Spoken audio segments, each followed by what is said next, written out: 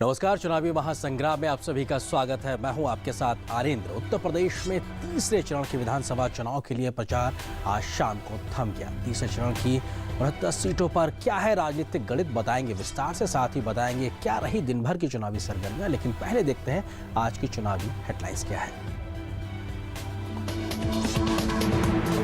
उत्तर प्रदेश के कैबिनेट मंत्री और समाजवादी पार्टी के नेता गायत्री प्रजापति के खिलाफ होगी एफआईआर दर्ज। सुप्रीम कोर्ट ने यूपी पुलिस को दिया आदेश, एफआईआर दर्ज कर पुलिस 8 हफ्तों में कोर्ट को सौंपेगी रिपोर्ट। प्रजापति पर एक महिला से गैंगरेप करने का है आरोप। वहीं राहुल प्रियंका गांधी ने आज रायबरेली में संयुक्त रैली को किया है संबोधित। राहुल ने बोलते हुए कहा कि सरकार बनी तो युवाओं को देंगे रोजगार। साथ ही उत्तर प्रदेश के तीसरे दौर के लिए थम गया है चुनाव प्रचार। लखनऊ, इटावा, कानपुर सहित 12 जिलों की 69 सीटों पर 19 फरवरी को होगा मतदान। इन 3 बड़ी खबरों पर हमारी रहेगी नजर कि आखिर किस प्रकार से आज कोर्ट का फैसला आया है। गायत्री प्रजापति के खिलाफ की एफआईआर दर्ज हो। राहुल प्रियंका की पहली संयुक्त रैली है और तीसरे दौर का प्रचार जो कि 19 तारीख को मतदान होना है 69 सीट्स पर, वहां पर प्रचार आज शाम को उत्तर प्रदेश में थम गया है। लेकिन आज पहले बात करते हैं गायत्री प्रजापति की बढ़ती मुश्किलों को लेकर। उत्तर प्रदेश में जारी विधानसभा चुनाव के दौरान सत्तारूढ़ समाजवादी पार्टी को सुप्रीम कोर्ट से करारा झटका लगा है। सुप्रीम कोर्ट ने प्रदेश सरकार के मंत्री और अमेठी सीट से सपा के उम्मीदवार गायत्री प्रजापति के खिलाफ रेप और यौन उत्पीड़न के एक मामले में एफआईआर दर्ज करने का आदेश दिया है। सुप्रीम कोर्ट ने इस मुद्दे पर यूपी सरकार से 8 हफ्तों के भीतर जवाब भी मांगा है। 35 वर्षीय पीड़िता ने मंत्री के खिलाफ एफआईआर दर्ज न होने पर सुप्रीम कोर्ट का दरवाजा खटखटाया था, जिसके बाद ये फैसला आया है। तो सपा की मुश्किलें लगातार बढ़ रही हैं, ऐसे में विरोधियों को एक मौका भी मिल गया है। तो वहीं भाजपा अध्यक्ष अमित शाह ने उत्तर प्रदेश के बस्ती में चुनावी रैली में मौजूदा राज्य सरकार को कानून व्यवस्था के मुद्दे पर जमकर घेरा है। उन्होंने सपा के मंत्री पर मामला दर्ज नहीं होने देने की भी बात कही है।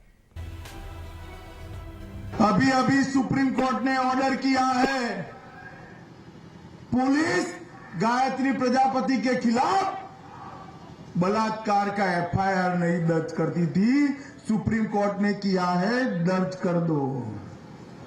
अखिलेश, आपका काम नहीं बोलता है, कारनामे बोलते हैं भैया, कारनामे बोलते हैं। और हमारे सहयोगी संवाददाता विशाल बैरिस्टो इस वक्त लखनऊ से हमारे साथ जुड़ रहे हैं। विशाल, अगर बात की जाए तो गायत्री प्रजापति के इस मामले के आने के बाद में एक बार फिर से समाजवादी पार्टी या कहा जाए अखिलेश की सरकार कानून व्यवस्था के मोर्चे पर बुरी तरीके से गिर गई है कि आखिर कैसे संरक्षण दिया जा रहा है और पुलिस को उसका काम नहीं करने दिया जा रहा।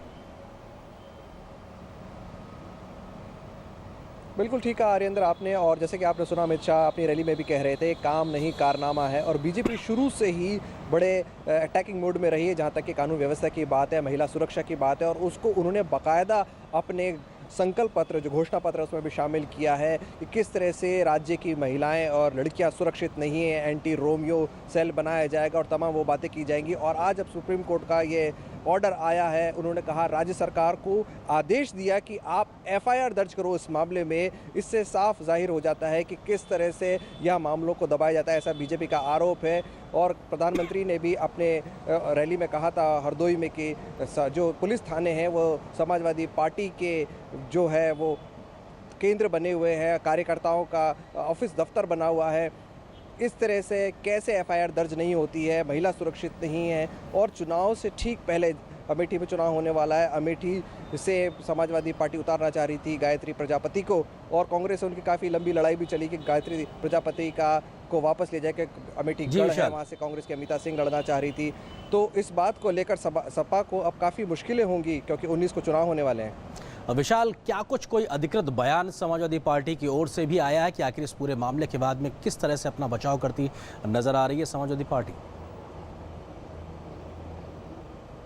देखिए, समाजवादी पार्टी का ये कहना है कि क्योंकि मामला ये कानूनी है, सुप्रीम कोर्ट का हम आदर करते हैं, उससे ज़्यादा हम कुछ नहीं बोलेंगे। वो डिफेंसिव मोड में आ गए हैं, खुलकर सामने नहीं आ रहे हैं। लेकिन जाहिर सी बात है ये बहुत बड़ा इशू मिल गया है बीजेपी को। जैसे कि आपको याद होगा 2012 में बीजेपी की बहुत अच्छी परफॉर्मेंस नहीं रही थी। अगर लखनऊ की बात करें तो उनके हाथ सिर्फ एक सीट लगी थी। कलराज मिश्र जो बाद में सांसद बन गए थे, उनकी जगह लालजी टंडन के बेटे गोपाल टंडन ने बाई इलेक्शन जीता था, लेकिन काफ़ी अच्छी परफॉर्मेंस नहीं रही थी। और अवध का जो क्षेत्र है वहाँ का मतदाता बहुत जागरूक है और बीजेपी इस बात को अच्छी तरह से जानती है कि विकास की बात सिर्फ ज़बानी जमा खर्च नहीं होना चाहिए, उसको अमली जामा भी पहनाना ज़रूरी है। और विकास का मतलब ये भी होता है कि आम आदमी अपने आप को सुरक्षित महसूस करे, इसलिए बीजेपी इसको बड़ा चुनावी मुद्दा बना के चल रही है। विशाल, आप रहिए हमारे साथ, आगे भी आपसे बातचीत का सिलसिला जारी रखेंगे, लेकिन अब बात करते हैं कि किस प्रकार से रायबरेली में आज कांग्रेस की ओर से रैली की गई। रायबरेली में आज कांग्रेस उपाध्यक्ष राहुल गांधी अपनी बहन प्रियंका गांधी के साथ चुनाव प्रचार करने पहुंचे।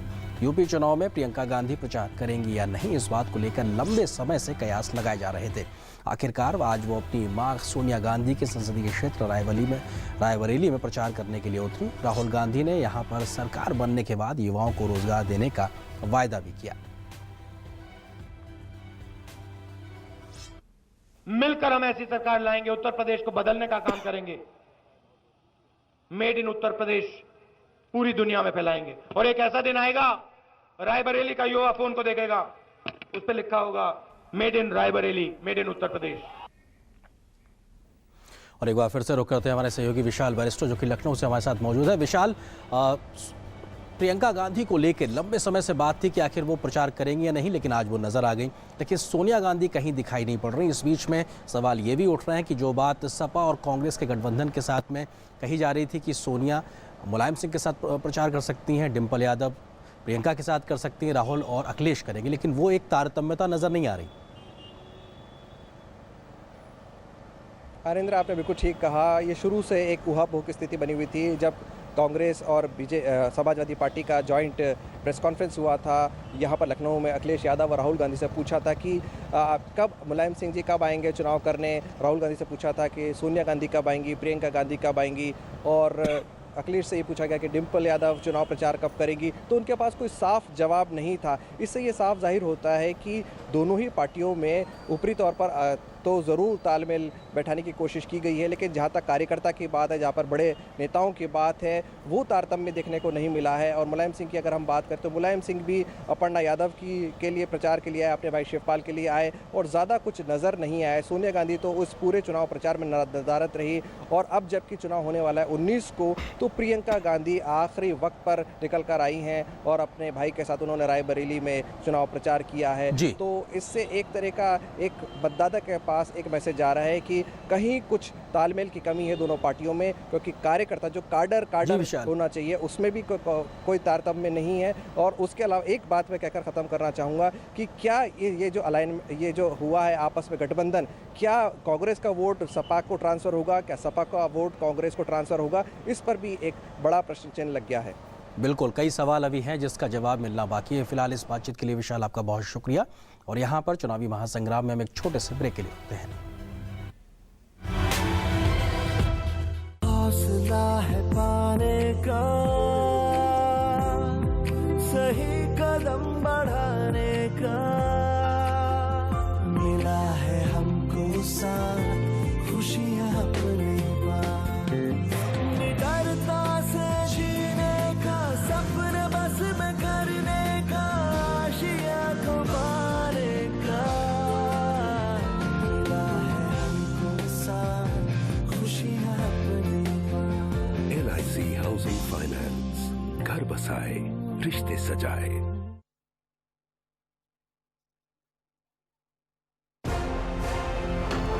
Valvoline unstoppable, मैं unstoppable. Change to Valvoline, be unstoppable. अब मैं अपने लाइफ की सबसे बड़ी मूवमेंट लीड करने जा रहा हूँ, जो इंडिया के लिए बहुत जरूरी है। आपको खड़ा होना पड़ेगा मेरे साथ टीम स्वच्छ भारत मिशन का हिस्सा बनकर, और हम सब मिलकर एक ऐसा इंडिया बनाएंगे जहाँ हर कोई टॉयलेट यूज करता हो, क्योंकि जब सब टॉयलेट यूज करेंगे तो सब प्रोग्रेस करेंगे।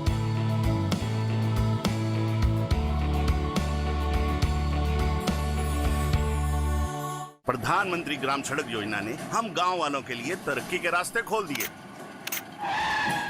सड़क के गड्ढों की फोटो खींच रहे हो? कोई खास बात है क्या? अरे काका, मेरे मोबाइल फोन में मेरी सड़क ऐप है, जिससे प्रधानमंत्री ग्राम सड़क से जुड़ी कोई भी जानकारी सरकार तक भेजी जा सकती है। सड़क से जुड़े सुझाव या शिकायत पर सरकार वाजिब कार्यवाही करती है। प्रधानमंत्री ग्राम सड़क से जुड़ी कोई भी बात, मेरी सड़क एंड्रॉइड ऐप अब हर पल मेरे साथ। मैं ये नहीं पूछूंगा कि आप शौच के लिए कहाँ गए।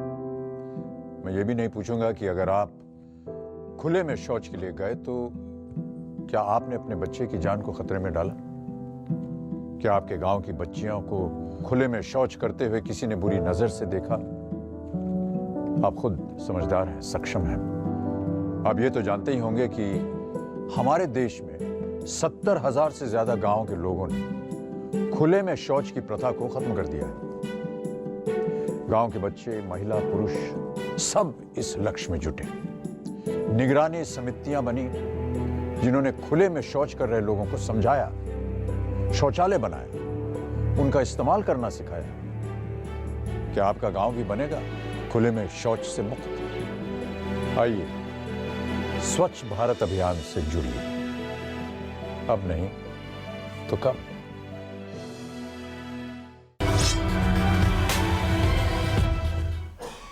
और ब्रेक के बाद चुनावी महासंग्राम में अब बात करते हैं उत्तर प्रदेश के तीसरे चरण में क्या कुछ खास है। उत्तर प्रदेश विधानसभा चुनाव का तीसरा फेज 19 फरवरी को होगा। इसमें 12 जिलों की 59 सीटों पर चुनाव होने हैं। इन 12 जिलों में आज शाम को प्रचार अभियान थम गया। इसमें लखनऊ, कानपुर, मैनपुरी, कानपुर देहात, इटावा, इसके अलावा सीतापुर, कन्नौज, औरैया, फर्रुखाबाद, उन्नाव, बाराबंकी, ये तमाम 12 ज़िले हैं जिनमें हरदोई, सीतापुर की भी सीटें शामिल हैं। कुल मिला के यहाँ पे आज प्रचार थम गया है तीसरे चरण के लिए और 19 तारीख को यहाँ पर वोट डाले जाएंगे। इन ज़िलों के कुल मतदाताओं के लिहाज से अगर बात की जाए तो इन 12 ज़िलों में 2 करोड़ 41 लाख मतदाता हैं और ये मतदाता आने वाली 19 तारीख को इन तमाम प्रत्याशियों की किस्मत का फैसला करेंगे। इसमें पुरुष मतदाता लगभग 1 करोड़ 30 लाख के आसपास हैं तो महिला मतदाता भी 1 करोड़ 10 लाख के आसपास हैं। कुल मतदाता लगभग 2.5 करोड़ यानी 2 करोड़ 41 लाख के आसपास कुल मतदाता इस तीसरे चरण के लिए मतदान करने के लिए तैयार है। तो अपने आप में बहुत महत्वपूर्ण मतदान है तीसरे फेज के लिहाज से। और बात करें कुल उम्मीदवारों के लिहाज से तो क्या कुछ चीज़ें हैं उम्मीदवारों की अगर बात की जाए तो इस दौर में 826 उम्मीदवार चुनावी मैदान में किस्मत आजमा रहे हैं और इसमें भाजपा ने 68, बसपा ने 59 और सपा ने 61, साथ ही साथ कांग्रेस 14 और अन्य 614 जो प्रत्याशी हैं। कुल मिला के इस तीसरे दौर में कुल 826 प्रत्याशी मैदान में मौजूद हैं। इनमें तमाम पार्टियों के प्रत्याशियों की संख्या हमने आपको बताई है, अपने आप में बहुत महत्वपूर्ण है। इसमें करोड़पति उम्मीदवारों की बात की जाए तो कुल 250 उम्मीदवार हैं जिनमें सपा के 51 हैं, 56 बसपा के हैं तो भाजपा के 61 हैं, कांग्रेस के भी 7 करोड़पति उम्मीदवार मैदान में मौजूद हैं। दागी उम्मीदवारों की बात करें तो सपा के 13, बसपा के 21 दागी उम्मीदवार मैदान में मौजूद हैं तो वहीं भाजपा की ओर से भी 21 और कांग्रेस के 5 दागी उम्मीदवार इस तीसरे दौर में चुनावी किस्मत आजमा रहे हैं। प्रमुख उम्मीदवारों की बात करें तो शिवपाल सिंह यादव जसवंत नगर से समाजवादी पार्टी की टिकट पर चुनाव लड़ रहे हैं। मुलायम सिंह यादव के छोटे भाई हैं, अखिलेश यादव के चाचा हैं जिनका झगड़ा हर कोई जानता है कि क्या कुछ चल रहा है। अपर्णा यादव हैं समाजवादी पार्टी से लखनऊ कैंट की उम्मीदवार हैं। मुलायम सिंह यादव के दूसरे बेटे प्रतीक की बहू है, उनकी पत्नी है। वहीं रीता बहुगुणा जोशी जो कि भाजपा से ही प्रत्याशी हैं, लखनऊ कैंट की कांग्रेस का चेहरा होती थी लेकिन भाजपा में शामिल होने के बाद में वो लखनऊ कैंट की टिकट से लड़ रही हैं। ब्रजेश पाठक है भाजपा से लखनऊ मध्य में चुनाव लड़ रहे हैं। कभी बसपा का चेहरा हुआ करते थे, भाजपा का दामन थामने के बाद में भाजपा के कमल के चुनाव चिन्ह से लखनऊ मध्य से चुनाव लड़ रहे हैं इस तीसरे फेज के दौर में।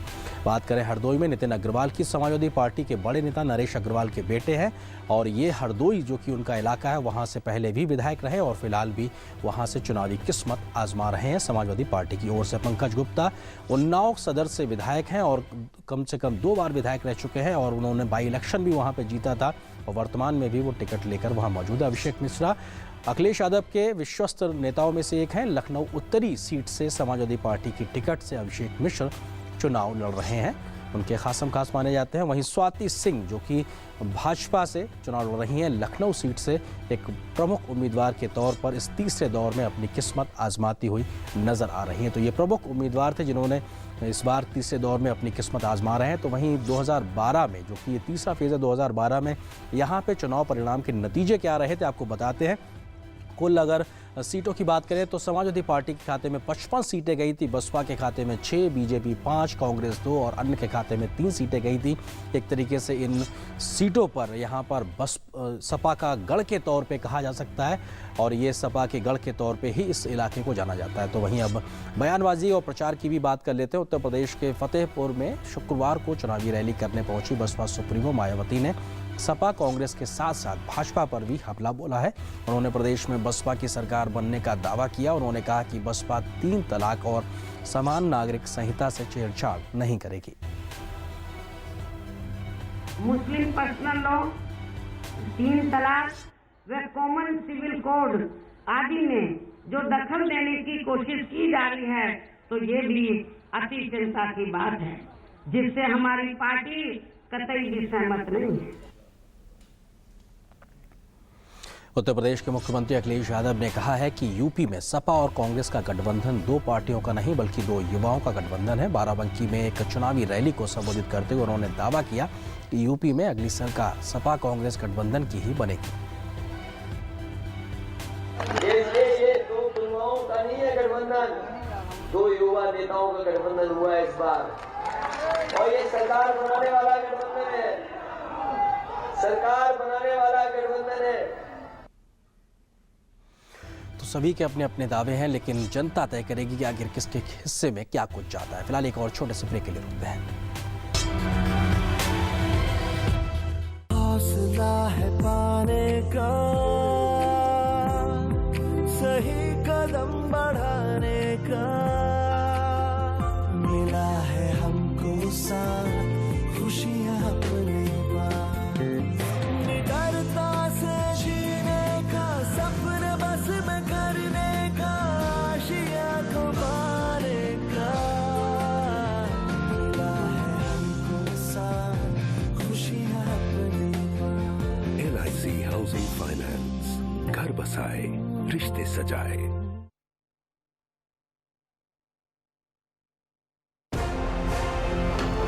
Valvoline unstoppable, मैं unstoppable. Change to Valvoline, be unstoppable.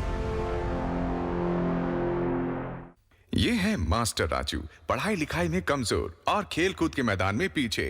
Raju की कमजोरी की वजह है उसका भोजन।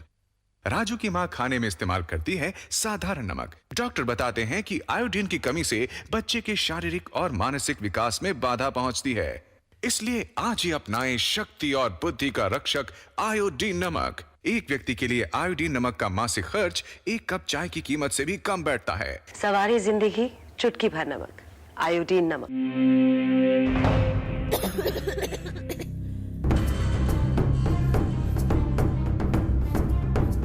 मुझे बचा लो पापा, मुझे बचा लो पापा।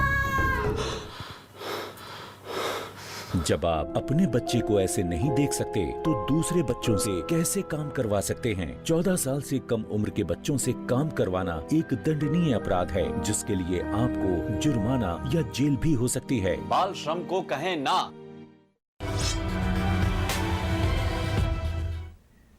और ब्रेक के बाद चुनावी महासंग्राम में आपका एक बार फिर से स्वागत है। बात करते हैं उत्तर प्रदेश से ही जुड़ी कुछ खबरों की। उत्तर प्रदेश का बलरामपुर जिला लंबे समय से विकास का इंतजार कर रहा है। इस जिले के लोगों की क्या कुछ समस्याएं हैं, क्या कुछ चुनावी मुद्दे हैं, जानने की कोशिश की हमारे सहयोगी संवाददाता शैलेंद्र मिश्र ने।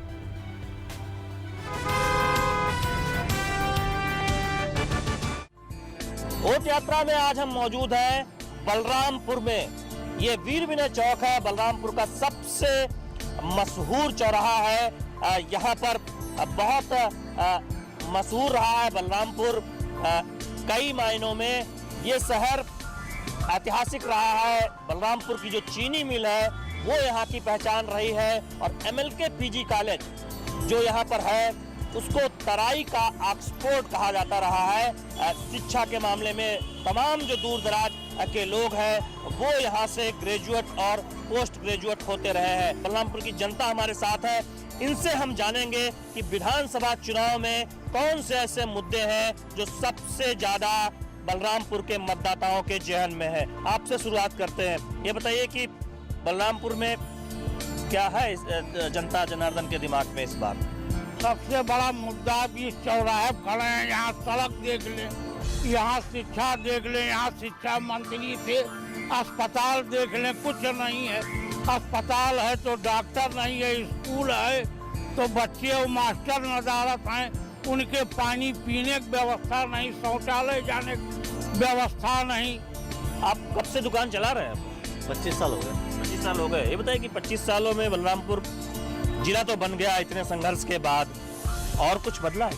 कुछ नहीं बदला है, सिर्फ जिला बना है, कोई विकास नहीं हुआ यहाँ पे और भ्रष्टाचार बढ़ता जा रहा है। बेरोजगारी की वजह से दुकान मैंने किया और इतना पढ़ने लिखने के बाद भी नौकरी ना मिले तो फिर बेकार। ये मिर्ची का जो रंग है वो तो बड़ा सुर्ख है, राजनीति का भी रंग अब सुर्ख हो गया होगा क्योंकि विधानसभा चुनाव है। क्या मुद्दे हैं, क्या चाहते हैं आप लोग? नया सरकार आना चाहिए। नया सरकार आना चाहिए। क्यों? विकास नहीं हुआ क्या? विकास नहीं हुआ। हम लोगों की यही परेशानी है, सड़क, बिजली, पानी। दूसरी बात ये है, रोजगार के लिए बड़ा नुकसान हो रहा है। वोट यात्रा में हम पहुंचे हैं बलरामपुर के गैसड़ी विधानसभा में। एसपी यादव जो यूपी सरकार में राज्य मंत्री रहे हैं, वो इस बार फिर समाजवादी पार्टी के टिकट पर चुनाव मैदान में है। सामने बहुजन समाज पार्टी से अलाउद्दीन और बीजेपी ने शैलेश सिंह सैलू को चुनाव मैदान में उतारा है। लखनऊ यूनिवर्सिटी के छात्र संघ के अध्यक्ष रहे हैं, निर्दलीय प्रत्याशी भी हैं अनुराग यादव मैदान में। हमारे साथ यहाँ गैसड़ी के जो मतदाता हैं वो मौजूद है। गैसड़ी में अगर हम बात करें तो सबसे बड़ा मुद्दा क्या है? कानून व्यवस्था नाम की कोई चीज़ ही नहीं है, न यहाँ पे कोई बुनियादी सुविधाएं हैं जैसे शिक्षा, स्वास्थ्य जैसी कोई सुविधाएं आज तक गैसड़ी विधानसभा को नहीं मिल पाई। अपने मम्मी की दवा मैं निजी कराने गया था अपने हॉस्पिटल में, उनको जब दवा की पर्ची दिखाई तो उसमें पता लगा कि यहाँ पर ऐसा कोई दवा सप्लाई नहीं होता है। तो उनसे पूछा तो कहे भैया यहाँ जनरल दवाई आती हैं। तो मैं ये कहना चाहूँगा कि हमारे ही क्षेत्र के चुने हुए विधायक जो कि स्वास्थ्य मंत्री हैं, पूरे जिले के लिए क्या पूरे प्रदेश के लिए काम करते हैं, हमारे इस जिले में आज तक स्वास्थ्य विभाग स्वास्थ्य सेवा के लिए कुछ भी नहीं किया। वोट यात्रा में अब हम बलरामपुर जिले के उतरौला विधानसभा में आए हैं। बलरामपुर से उतरौला पहुंचने का जो सफर था वो बहुत कष्टदायक था। सड़कें बेहद खराब है यहाँ की, और हम उतरौला में पहुंचे हैं। यहाँ जो है जनता से जानेंगे कि उनके मुद्दे क्या हैं। अब सबसे ज़्यादा जरूरी यही है कि रोड वगैरह अच्छा बन जाए और जो है लोगों का जो कारोबार है वो थोड़ा अच्छा होना चाहिए। क्या सर, यही मुद्दा है हम लोग का, रोड का है, लाइट का है। तो फिलहाल लाइट तो मिल रही है, पर अक्सर यही देखा जाता है कि जब इलेक्शन नज़दीक होता है तो बिजली मिलती है 2 महीने और इलेक्शन हो जाएंगे, उसके बाद फिर वही झेलना। बलरामपुर में हमने वोट यात्रा में जनता से बात की। बाढ़ग्रस्त इलाकों में अच्छी सड़कों का न होना सबसे बड़ा मुद्दा है। किसानों ने अपनी समस्याएं सामने रखी और रोजगार की कमी का मुद्दा भी सामने आया। कैमरामैन लक्ष्मीकांत के साथ मैं शैलेंद्र मिश्र, DD न्यूज बलरामपुर।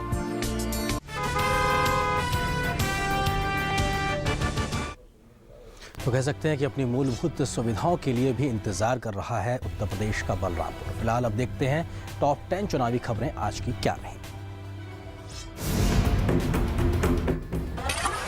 उत्तर प्रदेश में तीसरे चरण के मतदान के लिए चुनाव प्रचार का शोर थमा। तीसरे दौर में 69 विधानसभा सीटों के लिए डाले जाएंगे वोट। उत्तर प्रदेश और मणिपुर में अंतिम चरण के मतदान के लिए नामांकन पत्रों की हुई जांच। अंतिम चरण में 8 मार्च को डाले जाएंगे वोट।